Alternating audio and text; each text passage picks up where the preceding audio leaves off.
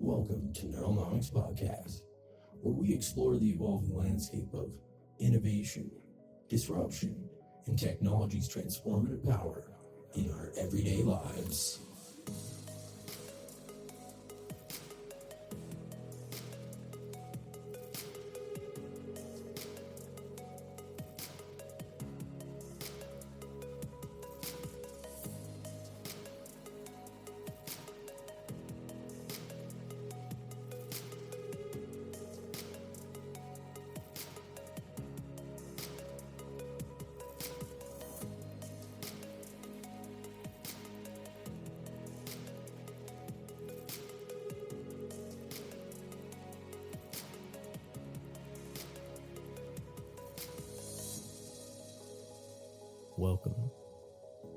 Welcome back to Neuralnomics.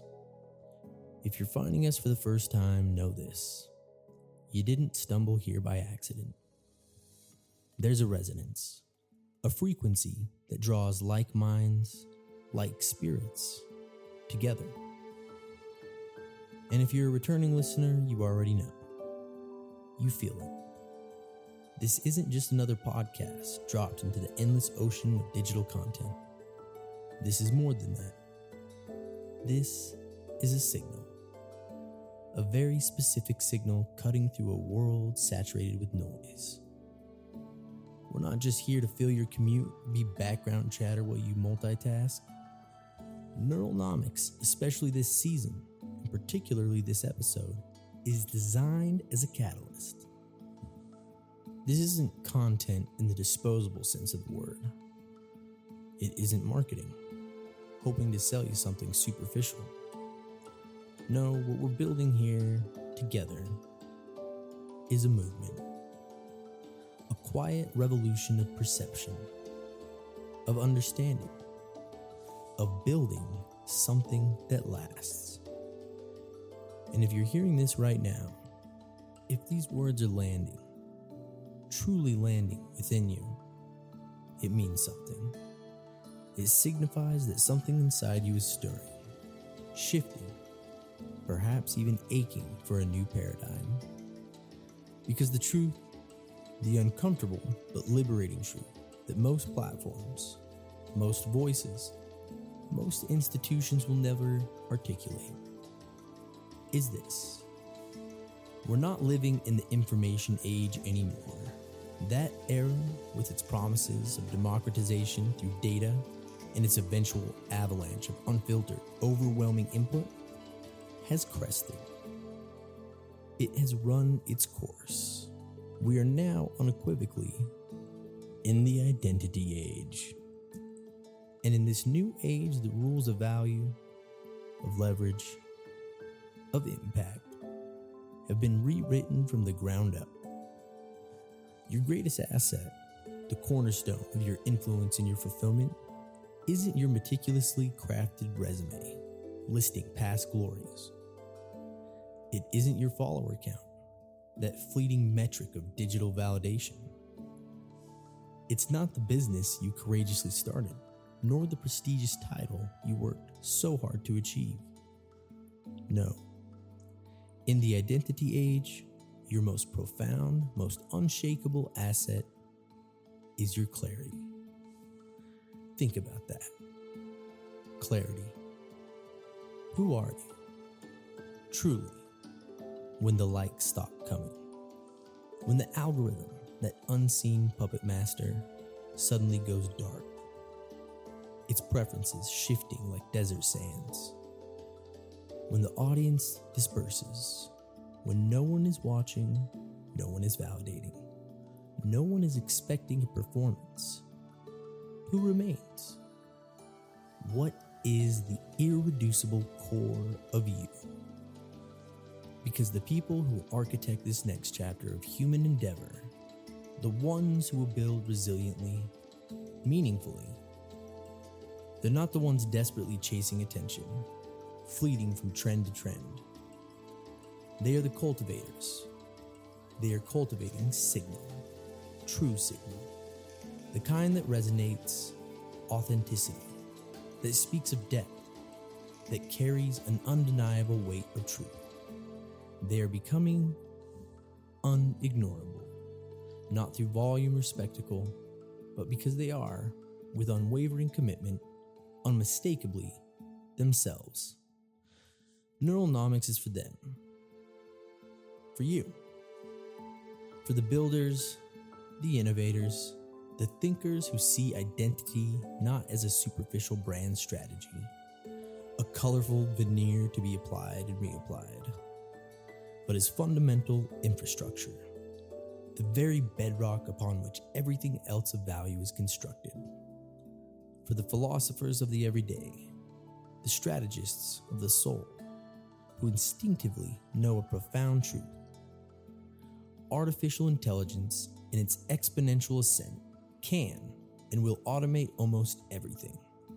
It can write code, generate reports, create art, manage logistics, analyze data at speeds and scales we can barely comprehend. But there are sanctuaries it cannot touch. AI cannot automate clarity, your clarity. It cannot synthesize soul, your soul. It cannot replicate the unique, unrepeatable essence of you. So if you've been feeling it, that subtle growing dissonance, the sense that the world has become exponentially louder, more chaotic, a cacophony of competing narratives, and yet amidst that external storm, you're beginning to hear something deeper, quieter, more insistent, resonating from within you, then you are unequivocally in the right place. Because here, we're not interested in scaling content for its own sake. That's the old game. We're dedicated to scaling consciousness. And you are not just a passive recipient in this. You are the architect. You are the engineer. You are the new infrastructure. Let's get into it. Let me ask you a question. A real question. I want you to sit with it for a moment. When did it happen? When did the simple, fundamental idea of being yourself morph into a performance?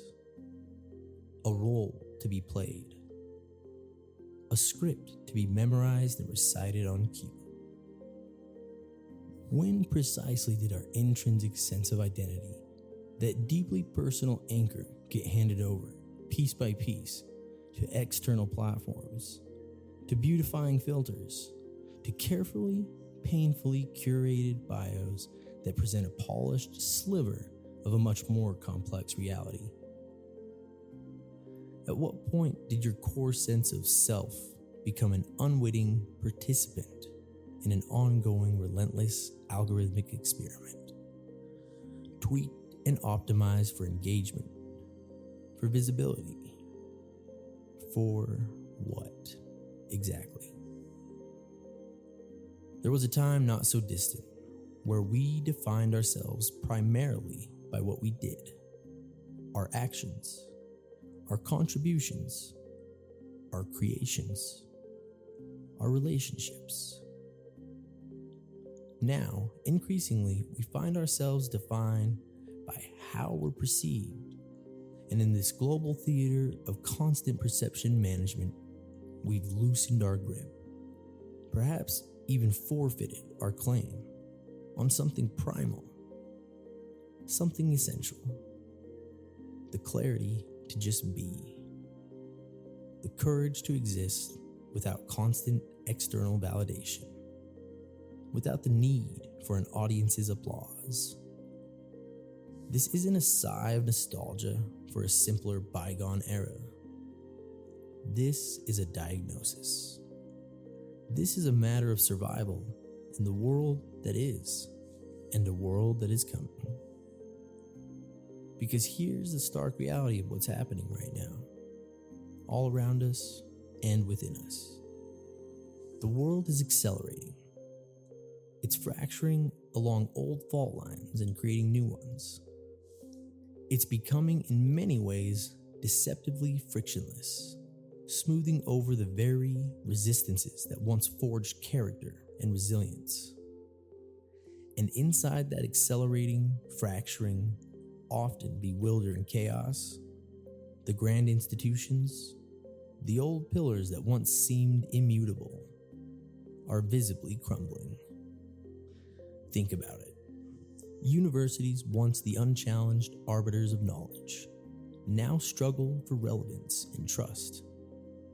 Newspapers, the former gatekeepers of information, fight for survival against a tidal wave of disaggregated content. Governments, in many parts of the world, grapple with declining public faith and an inability to keep pace with technological and social change. Banks, the traditional custodians of financial security, are being fundamentally challenged by decentralized technologies. Even established religions, which for millennia provided foundational identity and community, are finding their traditional roles reevaluated and often diminished. The old identity anchors, the signposts that told us who we were, where we belonged, what was expected of us, they're not just shifting, they're dissolving, rusting away in the relentless digital rain. So what do you do? What do we do when there's no pre-written script for this new stage? When the traditional gatekeepers, the ones who once validated your worth, granted you access, bestowed upon you the imprimatur of legitimacy, are either gone or have lost their authority. When there's no universally recognized title to hide behind, no organizational affiliation that automatically confers status or meaning, you do the only thing you can do, the most courageous thing you can do. You build your identity from the inside out, not as a pitch, crafted to persuade, not as a brand designed to sell, but as infrastructure, solid, resilient, authentic. The deep foundation upon which a meaningful life and impactful work can be built. Because if you don't consciously, deliberately, courageously define yourself in this new landscape, the system will. It will define you by default. And the system, the algorithmic, institutional, societal system, it doesn't care who you truly are. It doesn't care about your nuances, your complexities, your hidden potentials, your quiet anxieties, your unspoken dreams. It only cares what you produce, what you signal, what you optimize for its metrics. But you are not a metric to be tracked. You are not a content feed to be endlessly refreshed. You are not defined by your latest product launch or your most recent public failure, your highest high or your lowest low. You are the signal behind the signal, the intent behind the action, the consciousness that observes and directs. And the most dangerous thing you can do in this world, a world that often rewards conformity and penalizes genuine individuality, is to be absolutely, unapologetically clear about who you are. Because clarity, in an age drowning in noise, in an era choked by ambiguity and spin, clarity is rebellion. It is a revolutionary act. And yet, paradoxically, most people are utterly terrified of it. Why is that? Why this deep-seated fear of something so seemingly virtuous? Because genuine clarity forces decisions. Hard decisions. It forces you to confront head on everything that's not you. It compels you to drop the borrowed scripts, the hand-me-down belief systems, the personas you adopted because they seemed advantageous or safe. It demands that you shed the masks, the ones that made you likable to people you didn't truly connect with, promotable in systems you didn't fully believe in, digestible to a world that prefers simplicity over substance. But here's the kicker. The profound insight that changes the game entirely. If you build your life, your work, your identity to be merely digestible, you will never, ever be unforgettable. What makes you truly powerful, what gives you lasting leverage, isn't your superficial polish. It isn't how smoothly you conform to expectations. It's your precision. Not precision in crafting a flawless, idealized story. No. Precision in how real your story is. How authentically you embody your stated values. How consistently you show up as the person you claim to be. So as the noise keeps rising, an incessant digital hum that threatens to drown out all subtlety, and the world gets blurrier, its truths obscured by a fog of misinformation and competing narratives. And as everyone around you seems to be racing to build faster, louder, more content, more followers, more products, more something, I'm asking you, I'm urging you to consider going in the exact opposite direction. Build clearer. Because clarity, unlike fleeting attention or superficial trends, compounds. It's an investment that yields increasing returns over time. Clarity accretes. It solidifies.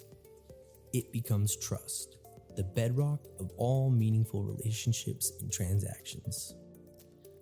It becomes alignment, drawing to you the right people, the right opportunities, the right resources. It becomes velocity, not just frenetic speed, but directed, purposeful movement that achieves significant results because it's not wasted on detours or distractions. You want real, sustainable leverage in this identity age? Clarity is that leverage. Because when you truly know who you are, what you stand for, and where you're going, you stop wasting precious energy, time, and resources trying to prove it to others through performance and posturing. You just move. You just build. You just be. And that energy, that quiet confidence, that unwavering authenticity, that's what people genuinely follow. That's what magnetizes real opportunity, the kind that aligns with your deepest values and aspirations. Not the fake stuff, the hollow engagements, the superficial collaborations that drain your soul. Not the short-term hype that vanishes as quickly as it appears, but the kind of profound alignment that allows you to scale yourself, your impact, your vision, without losing yourself in the process, without fracturing your integrity.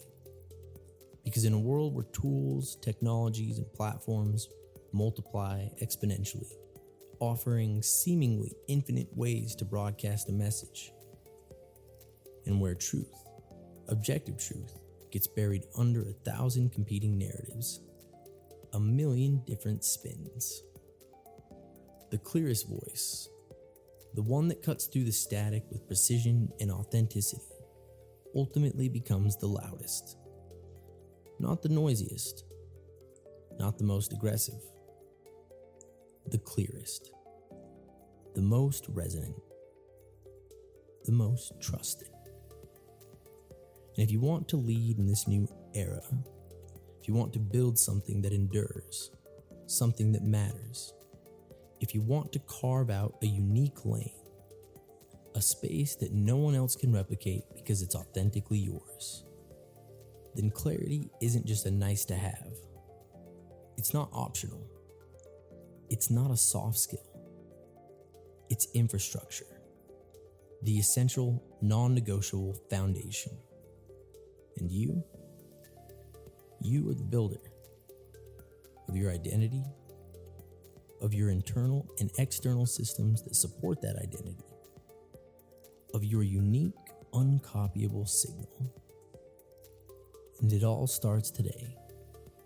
Not tomorrow, not next week, not when things calm down or when you feel ready.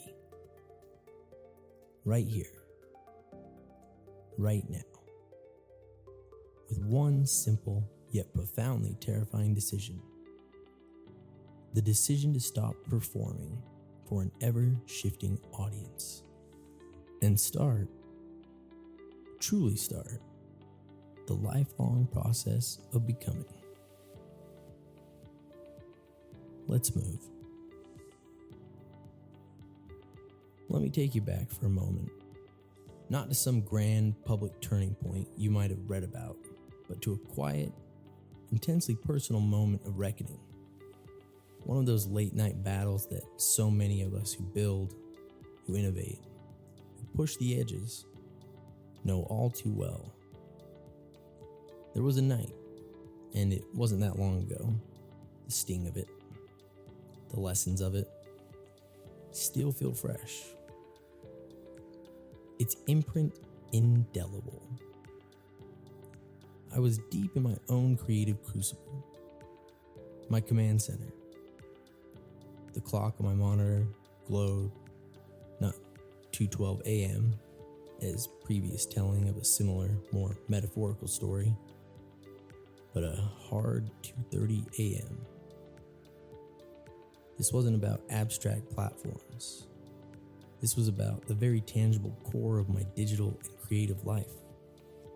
I was neck deep in the fascinating, sometimes frustrating world of locally hosted AI, specifically exploring an open source platform called Pinocchio. It's this amazing ecosystem where dedicated individuals are trying to build genuinely useful AI applications that don't require us to hand over our data or processes to the cloud giants. True ownership, true exploration. That night, I was focused on a stable diffusion model, trying to get a quantized version running, a smaller, more efficient iteration that wouldn't demand so much from my GPU. My workhorse, NVIDIA 3090 Ti, Founders Edition. This machine, you have to understand, isn't just a computer to me. It's been my mini data center, the heart of my operations, a hub from which I've deployed virtual machines to collaborators scattered across the globe, enabling us to build and create together in real time on complex projects. It represents years of investment, countless hours of configuration, and the very infrastructure of my capacity to do, to create, to connect. And in that profound pre-dawn stillness, pushing the boundaries of what this hardware could do, wrestling with drivers and dependencies, the room suddenly flickered. A distinct smell of ozone. My screens went black. A sickening silence. My GPU, that power-hungry beast, had surged. And in that instant, that heart-stopping, terrifying moment, I thought, this is it. It's done for. The thought wasn't just about a piece of hardware. It was about the projects frozen mid-render, the collaboration suddenly severed, the intricate digital ecosystem I had so carefully constructed around this machine potentially collapsing. If this core piece of my personal infrastructure, this engine of my productivity, and a key part of my professional identity as a builder vanished, or worse, was fried beyond repair, what would that mean? How much of my momentum, my ability to execute, was tied to the single powerful, now possibly dead, piece of silicon and metal? This feeling, this sudden, stark confrontation with vulnerability, was a very concrete echo of a broader anxiety I think many of us feel. We invest so much of ourselves into our tools, our platforms, our digital extensions. I realized then, with a clarity that only crisis can bring, that I hadn't just outsourced tasks to my machine. I'd outsourced a part of my operational identity, my confidence in my ability to deliver. It wasn't a deliberate act of self-betrayal, this reliance. Not a dramatic crisis of faith in my own abilities apart from this machine. It was much like a broader societal drift, far more insidious. It happens subtly, incrementally, through 1,000 successful projects, 1 million lines of code compiled, countless terabytes of data processed, each success reinforcing the bond, the dependency, optimizing my workflows for its capabilities, polishing my creative output based on its rendering power, adapting my project timelines, my commitments, even the scope of my ambitions to what it could handle. Until in that moment of its apparent demise, the thought arose: what of me was left if this critical enabler was gone? It wasn't untrue that I was a builder, an innovator. But how much of that was me, and how much was the finely tuned extension of me that now lay silent?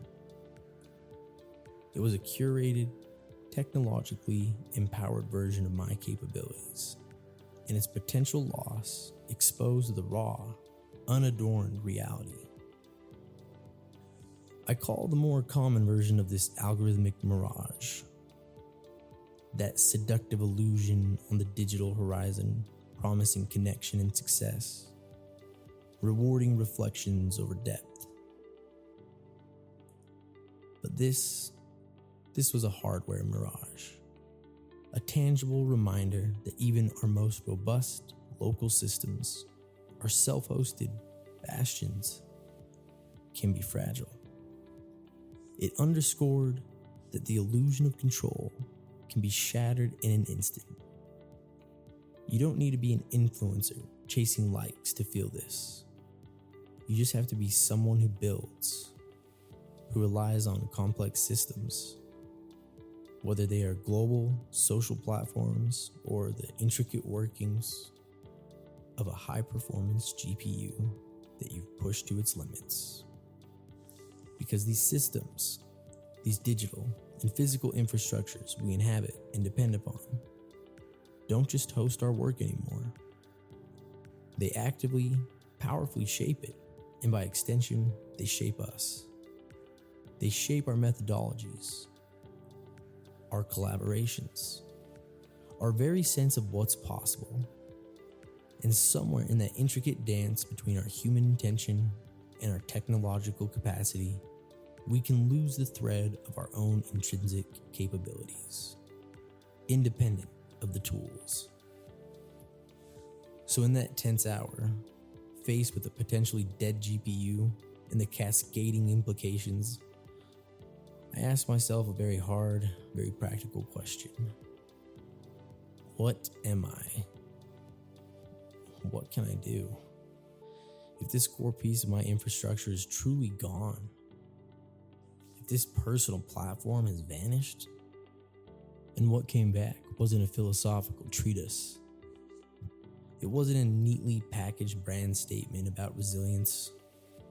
It was a primal urge to understand, to fix, to reclaim. The immediate answer was, I either fix this or I find another way, but I don't stop. The next day, it wasn't about abstractly rebuilding an identity. It was about a very concrete, hands-on deconstruction. I took that NVIDIA 3090 Ti Founders Edition apart, piece by piece. It was an act of faith as much as mechanics. I cleaned every fin, replaced every thermal pad, carefully applied fresh thermal paste. It was a meticulous, almost meditative process. Reconnecting with the machine not as a magical black box, but as a system of interconnected parts, each with a purpose, each requiring care. And then the moment of truth, reinstallation, power on, the fans whirred to life, the boot screen appeared. It worked. Not only did it work, but after the cleaning and the new thermal components, it ran cooler, quieter, better than it had even when I first bought the thing back in 2023. It was more than repaired. It was renewed, improved, stronger. That physical act of diagnosis, deconstruction, and successful reconstruction, of taking something that seemed catastrophically broken and making it whole even better. That shift in perspective, it changed so much more than just my computer.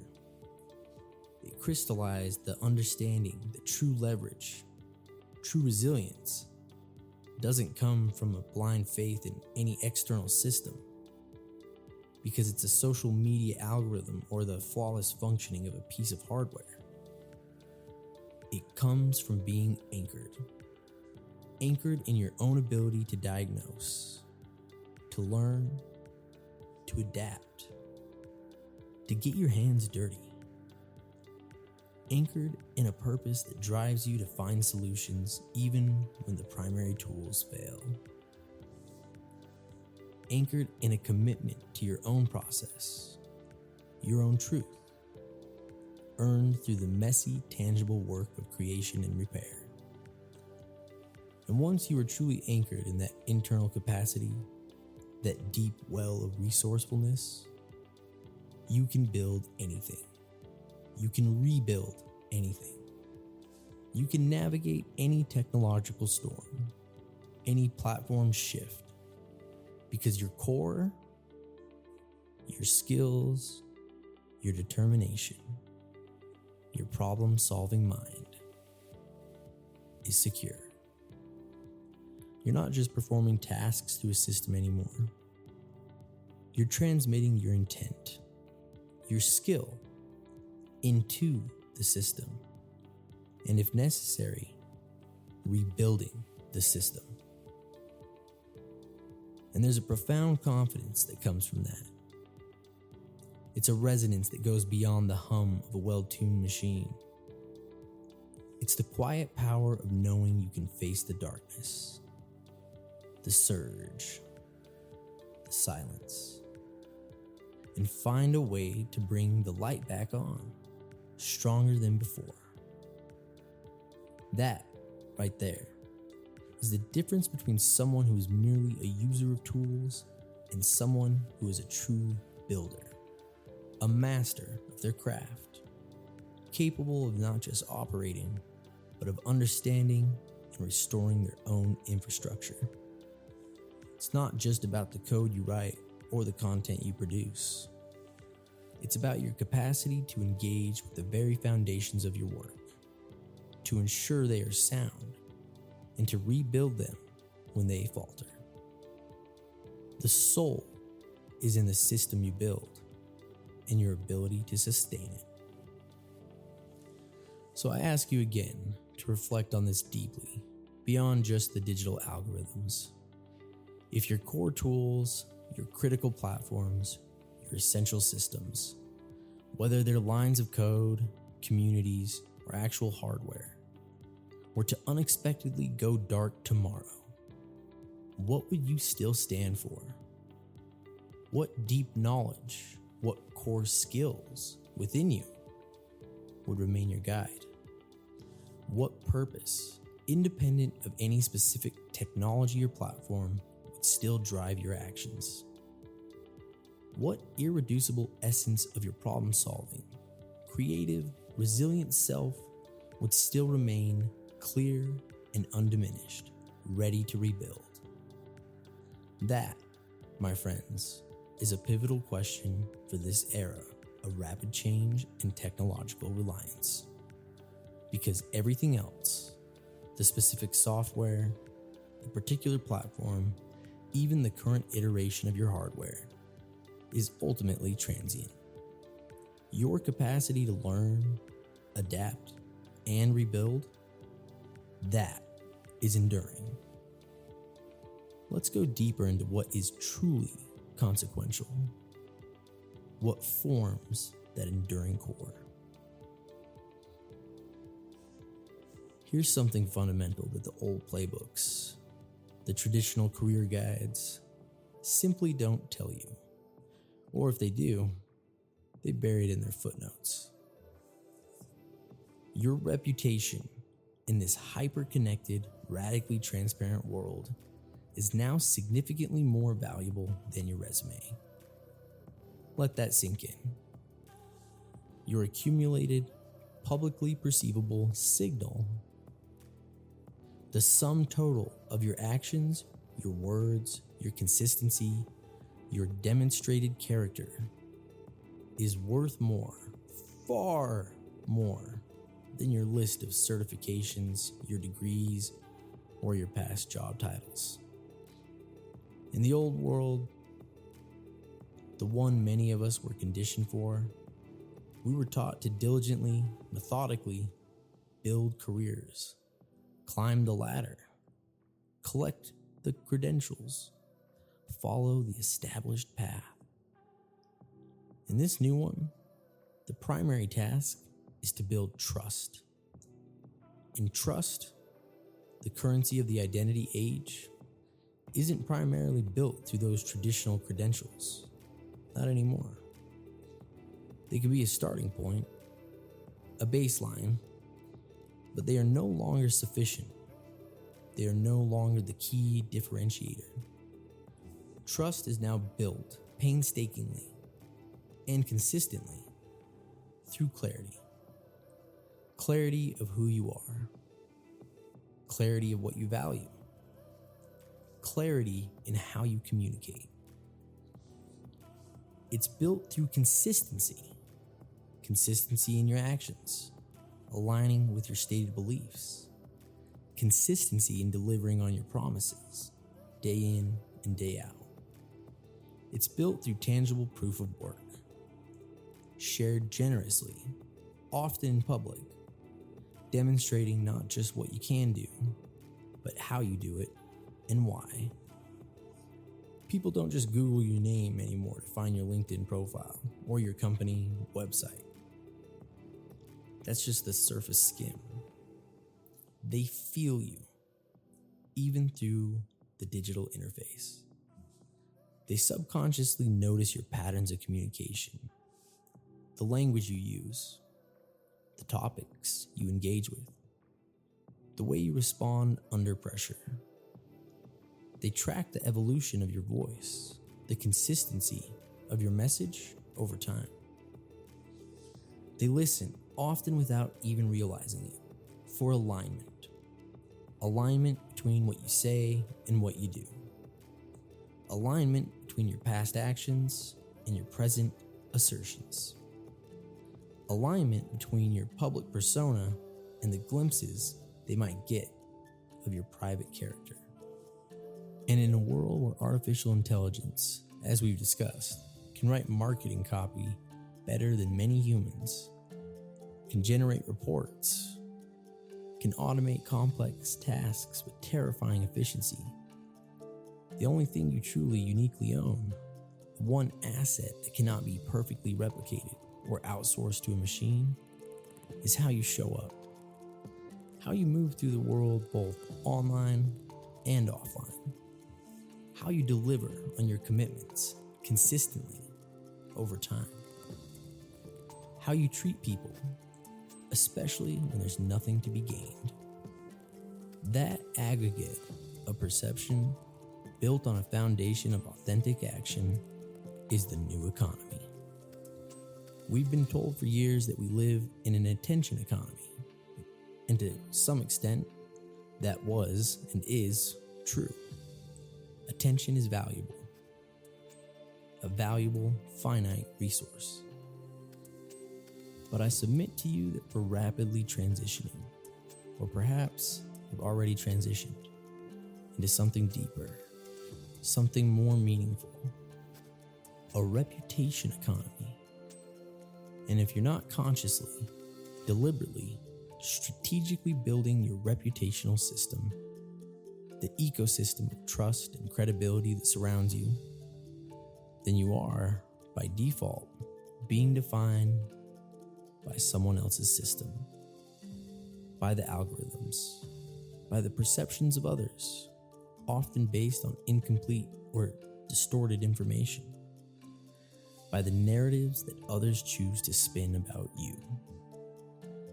Think about the nature of reputation itself. It has undergone a radical transformation. Reputation used to be slow-moving. It was built over years, decades even, often within relatively confined geographical and professional communities.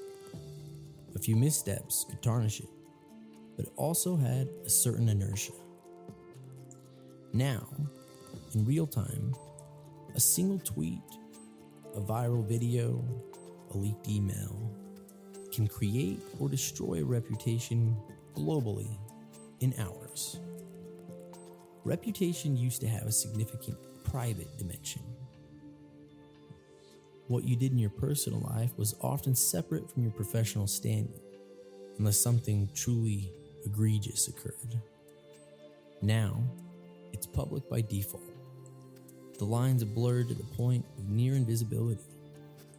The expectation of transparency, whether fair or not, is pervasive.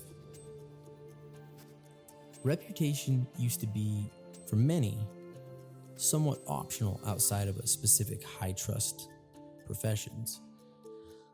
You could be confident, do your job, and your broader reputation was a secondary concern.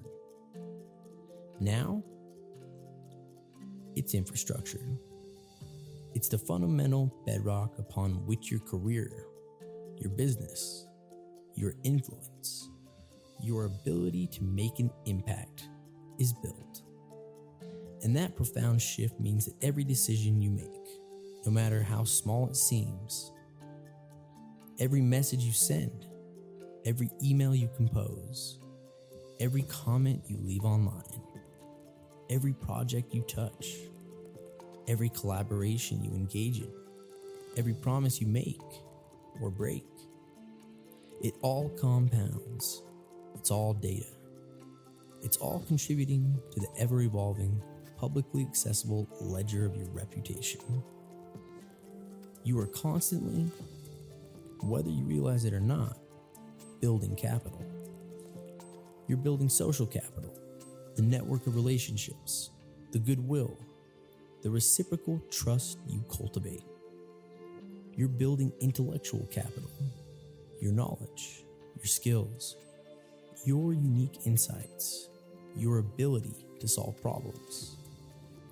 You're building relational capital, the quality and depth of your connections with others. And if you do it right, if you are clear, consistent, and authentic, you are building reputational capital, which is the only kind of capital that truly cannot be copied, cannot be stolen, cannot be devalued overnight by market fluctuations or technological disruption. Here's what I mean by that. Let's break it down. Your specific skills can be copied. Someone else can learn to do what you do. AI might even learn to do it faster or cheaper. Your business tactics, your marketing strategies can be observed and stolen by competitors. Even your brilliant frameworks, your innovative models, can eventually be mimicked, reverse engineered, and replicated by others once they understand the underlying principles. But trust, the trust that people have in you specifically, that's yours and yours alone. It's uniquely tethered to your identity, your history, your consistent pattern of behavior. And in a world where the sheer speed of change is accelerating relentlessly, where individuals and organizations simply don't have the time or resources to meticulously vet every single source, every piece of information, every potential partner, they default to who they trust. They follow their voices, the leaders, the brands they trust, not just because of what you say in any given moment, but because of who you have been consistently over time. That demonstrated history of integrity and reliability. This is precisely why I keep returning to this core assertion. Identity is infrastructure. Because when people, your clients, your customers, your colleagues, your collaborators, your community, truly know what you stand for, what your core principles are, how you operate, they start building with you.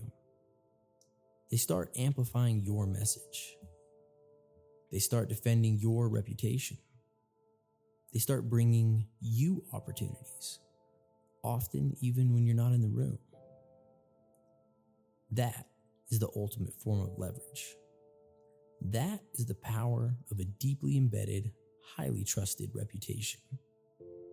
To have a name, a personal brand, a presence that precedes you. Not because it's universally famous in a celebrity sense, but because it's widely and deeply trusted within your sphere of influence. Think about the people you truly follow, the newsletters you always open, the podcasts you never miss, the authors whose books you buy without even reading the blurb, the voices you genuinely rely on for insight, for guidance, for a clear perspective in a confusing world. The names that, when you see them, make you click, make you listen, make you lean in. What is it about them? If you analyze it, it's rarely about superficial polish. It's seldom about achieving some unattainable standard of perfection.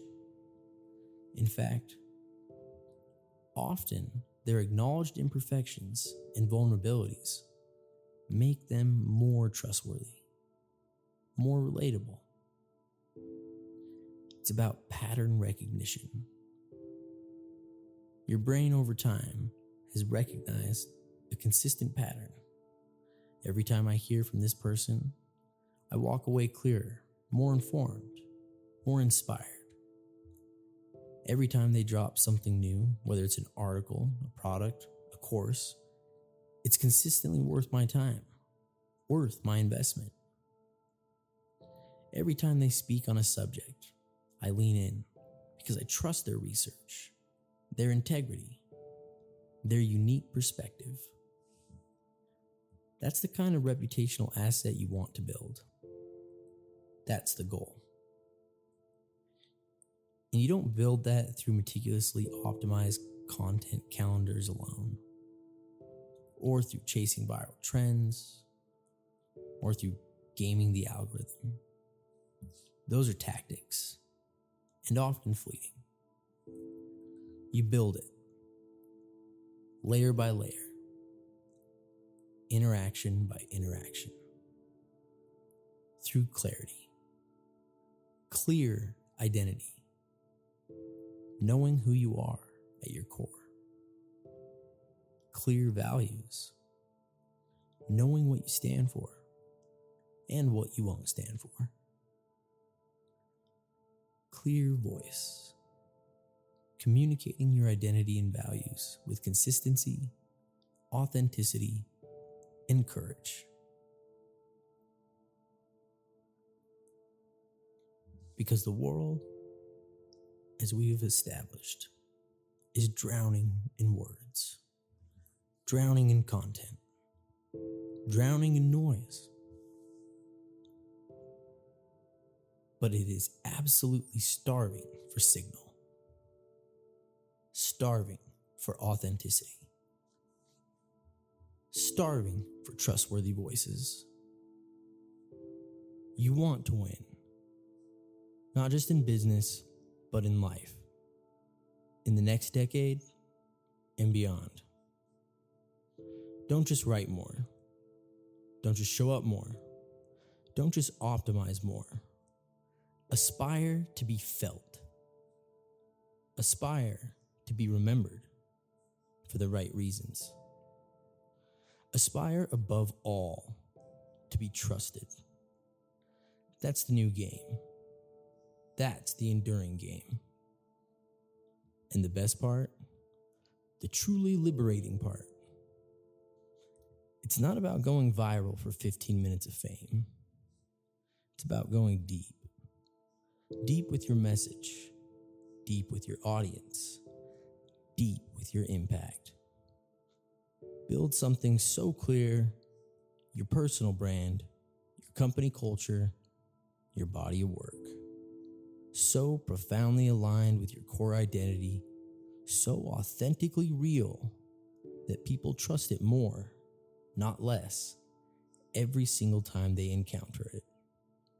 That is how you win in the reputation economy. That is how you build something that lasts. Let's build.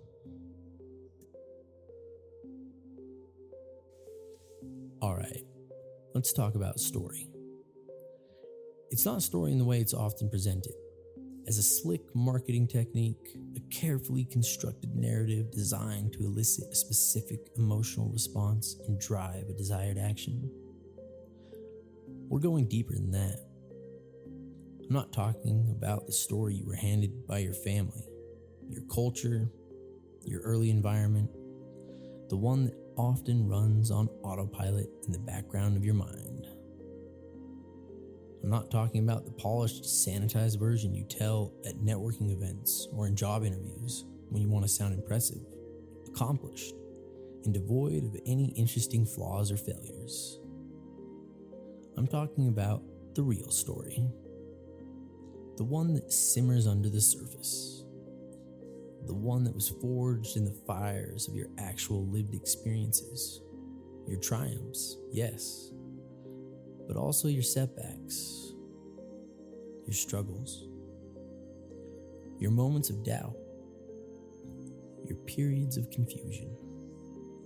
The story that shaped you, that molded your worldview, and if you allowed it, sharpened you into the individual you are today. Because in this new era, this identity age we're navigating, your story isn't just a quaint personal narrative. It's not just a collection of biographical facts. It's code. Think of it that way. Your authentic story is a powerful, functional piece of code. Code that carries potent signal, transmitting who you are, what you believe, and what you're capable of. Code that encodes your core values, embedding them into every anecdote, every lesson learned, every decision made. Code that, when executed consistently and authentically, compiles trust with those who resonate with its underlying logic. And like any truly great piece of software code, your story code doesn't need to be excessively long or verbose. Bloated code is inefficient and prone to bugs. It needs to be clean, stripped of artifice, pretense, and unnecessary embellishment. It needs to be compressed, carrying maximum meaning in the most concise form possible. It needs to be precise, every element serving a purpose, every word chosen with intent. It needs to be, above all, unmistakable, clearly and uniquely yours. Because clarity, true clarity, isn't about the sheer length of your explanation or the volume of your output. It's about structure, the underlying architecture of your message, of your identity, and your story. When understood, embraced, and told with this kind of clarity and precision, becomes a functional architecture, an operating system for your personal brand, for your leadership, for your interactions, one that other people can intuitively understand, one that they can run, metaphorically speaking, to predict your behavior, to understand your motivations, one that they can rely on, one that they can trust. For too long, we've been taught by traditional marketing and branding gurus to treat story like branding, like a superficial layer, a decorative element, a nice to have. But the real builders, the architects of lasting impact in this new age, they treat story like infrastructure. It's not decoration painted on the walls. It's the foundation poured deep into the earth. It's the load-bearing beams that ensure the integrity of the entire structure. Your story, your authentic story, is what people build their trust on top of when they choose to invest their time, their money, their energy, their belief in you. And in a world increasingly saturated with generic narratives, AI-generated content, and carefully polished but ultimately hollow personal brands, where everyone's story starts to sound depressingly the same, the definitive edge, the unfair advantage, is being uncompromisingly real. Now let me be clear, I'm not talking about being raw in a chaotic, unfiltered, trauma-dumping kind of way. That's often counterproductive and can create discomfort rather than connection. I'm talking about being real in a way that reflects earned clarity, real in a way that demonstrates self-awareness and a journey of intentional growth, real in a way that's shaped by conscious choice, by deliberate reflection on your experiences, not just by the passive accumulation of circumstance. Let me say this as plain as I can. You're not here in this work, in this life, to be a caricature, a one-dimensional character in someone else's play.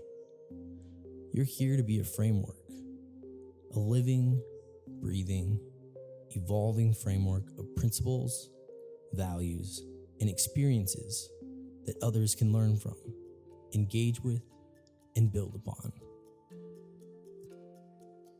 When people meet you, whether it's online through your content, on a stage at a conference, across a table in a deal negotiation, they should be able to, in a sense, run your story like a piece of well-documented open source logic.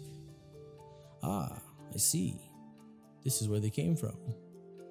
These are their experiences that shape their perspective. This is how they tend to think.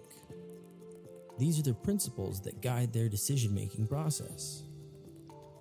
This is what they unequivocally stand for. These are their non-negotiables. And then, based on that clear, coherent understanding, they make a decision. A fully informed decision. They opt in. They choose to connect, to collaborate, to follow. Or they opt out. They recognize a misalignment, a lack of resonance, and they move on. And here's the crucial part. Both of those outcomes are wins, because your authentic story isn't meant for everyone. It's not supposed to be universally appealing. Trying to make it so is the fastest way to dilute its power. It's for the ones who are meant to build with you. The ones who are already, perhaps unconsciously, aligning with your unique signal. The ones who don't need to be sold with hype or persuasion. They just need to clearly see and deeply know who you really are. You want an almost unfair advantage in this crowded, noisy world? Get radically, uncomfortably, exhilaratingly aligned with your real story. Not the sugar-coated version you think people want to hear. Not the meticulously polished for a press release or an award nomination. The one you actually lived through. The one that sharpened your vision through adversity. The one that forged your resilience in the crucible of challenge. The story that still burns. A quiet but intense flame under everything you build. Everything you create. Everything you do. You know what I'm talking about. We all have those moments. These chapters. That specific moment when it all clicked into place. Or perhaps, more powerfully, when it all spectacularly fell apart. Forcing a painful but necessary reinvention. It's a beacon for people who will follow you, who will trust you, who will join your cause. Because ultimately, people don't just buy your product or your service. They buy your clarity. They are drawn to the certainty that emanates from someone who truly knows themselves. They buy your conviction.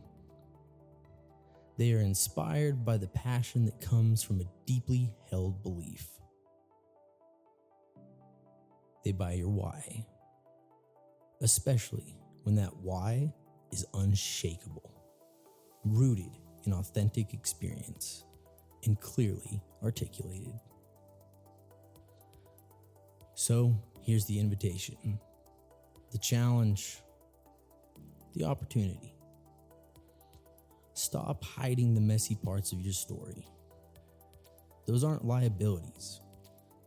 They are often the source of your greatest strengths, your deepest empathy, your most valuable lessons. Stop diluting the sharp edges of your personality, your unique perspective, to make yourself more palatable to a generic audience. Those edges are what make you distinct, memorable. Stop flattening your inherent complexity, your multifaceted nature, just to fit into someone else's narrow, comfortable box.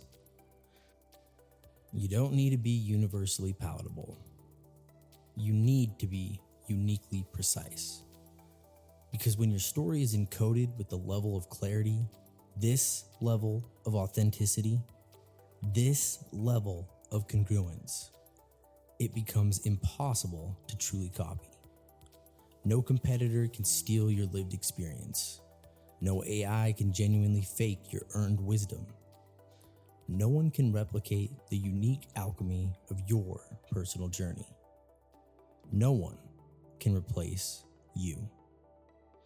And that profound, uncopyable uniqueness, rooted in your authentic story, that is what makes you unshakable in this new economy. Because AI, for all its power, can replicate style. It can mimic tone with uncanny accuracy. It can even generate grammatically perfect, engaging, and highly readable writing. But it cannot live your story. It cannot earn your scars, your triumphs, your heartbreaks, your epiphanies. It cannot code your clarity from raw material of a human life lived with intention and reflection. That is yours, uniquely, powerfully, forever. Use it, embrace it, build with it. Let's talk about something that often gets glossed over in the enthusiastic rush towards authenticity and personal branding. Let's discuss what no one typically warns you about when you embark on this journey of cultivating true clarity. Clarity is dangerous. It sounds noble, doesn't it? Strategic, inspiring, the kind of quality everyone would ostensibly aspire to. But when you actually start to embody it, to live it, to speak it, consistently and without apology, it gets uncomfortable fast for you and for the people around you. Because the very moment you start speaking clearly, with precision and conviction about who you are, what you believe, and what you stand for, you start creating friction. Not necessarily because you're wrong or aggressive or intentionally provocative, but simply because you're no longer vague. You're no longer a safe, ambiguous blur that can be interpreted in multiple convenient ways. You're no longer easy to misunderstand, easy to ignore, or easy to co-opt for someone else's agenda. And that, paradoxically, threatens people. It challenges their own comfort with ambiguity. See, vague people who operate in the comfortable fog of generality, can fit in almost anywhere. They can nod along enthusiastically in almost any room, agree with conflicting viewpoints, and blend seamlessly into the background. They can say a great many words without actually saying anything of substance, without taking a firm stand. It's a survival mechanism, often unconscious. But clear people, they draw lines, not aggressively, but inevitably. Their very clarity defines a boundary. They say no more often. No to opportunities that don't align. No to requests that compromise their values. No to relationships that drain their energy. Their clarity makes others, often unconsciously, question their own internal fuzziness, their own lack of conviction, their own unexamined assumptions. And that process of self-questioning, when triggered by someone else's clarity, is profoundly uncomfortable for them, and sometimes, through their reactions, for you. Because clarity cuts like a well-honed blade. It cuts through the noise, the pretense, the superficiality. It separates. It distinguishes what is aligned from what is not. It confronts. It brings unspoken assumptions and unresolved dissonances to the surface. And the consequences are real. You'll likely start losing some followers, some casual connections who are only there for the more diluted, more palatable version of you. You'll start confusing people, even well-meaning ones, who only knew the polished, professional, perhaps more guarded version of you, and are unsettled by this newfounded directness. You'll almost certainly start attracting criticism, perhaps even hostility, from people who used to praise your neutrality. Your ability to get along with everyone, because your clarity now implicitly challenges their own positions or makes them feel judged. But that's the tax. That is the unavoidable price of precision in a world that often prefers comfortable consensus over challenging truth. Clarity, by its very nature, makes you magnetic to the right people and polarizing to others. It makes you incredibly efficient in your actions and decisions because you're not wasting time on misalignments. And yes, sometimes that efficiency can feel lonely as you diverge from the well-trodden, crowded paths. But it also, most importantly, makes you undeniably real.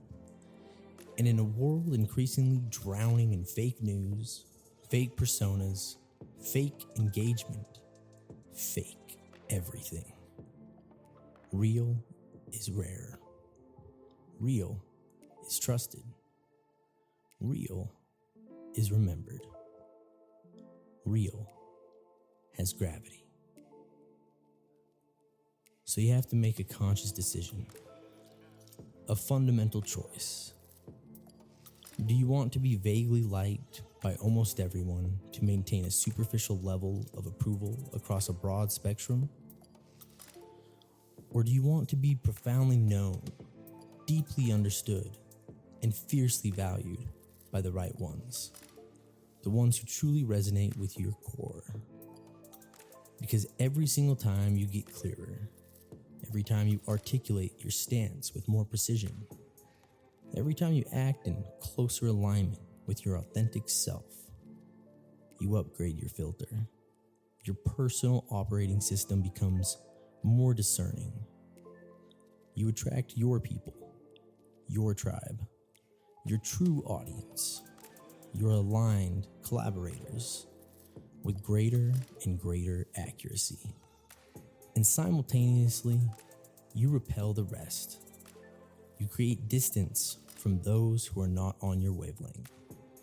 And that repulsion, that filtering out, is not a glitch in the system. That's the feature. That's the system working perfectly. We live in an age of infinite inputs, a relentless barrage of information, opinions, demands on our attention. And in such an environment, your greatest personal and professional asset is your cultivated ability to stand firm and say, with quiet confidence and unwavering conviction, "This is me. This is what I stand for. This is what I'm building."